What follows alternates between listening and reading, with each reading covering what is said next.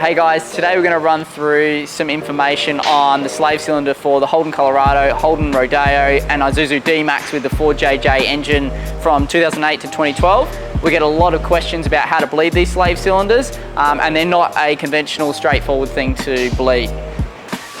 The first thing I'm going to point out here is that there's a great big loom and actuator on the back of the slave cylinder. What that actually does is there's a small pin in the back here that actually gets actuated in and out, and it slows the fluid movement past this pathway here, depending on when the vehicle wants it to be slower or faster. The second point that we're going to show is, you can see this is the fluid supply line that comes from the master cylinder, and you can see that you've actually got your bleeder nipple right next to that port. So part of the reason that it's very difficult to bleed these is because the bleeder nipple is so close to there. So as you're bleeding in a conventional bleeding technique, the fluid is actually coming in, going straight out the bleeder nipple, and it actually struggles to get behind the piston in the slave cylinder.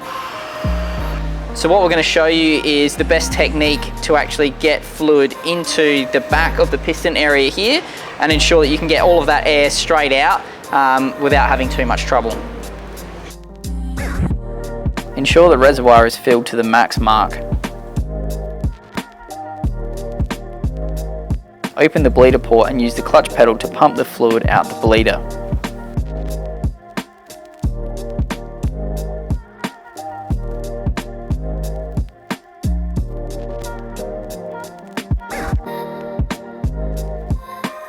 Prepare a reverse bleeder and purge it so there is minimal air in the line.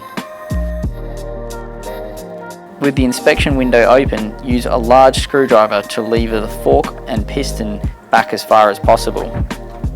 Clamp off the rubber line using a line clamp.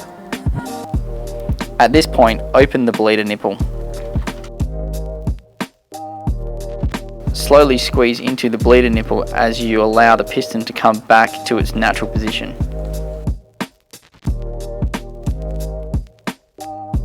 Close the bleeder nipple.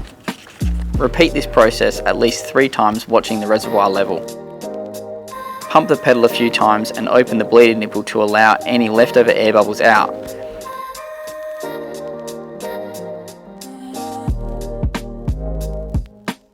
Continue the process until satisfied with the pedal feel.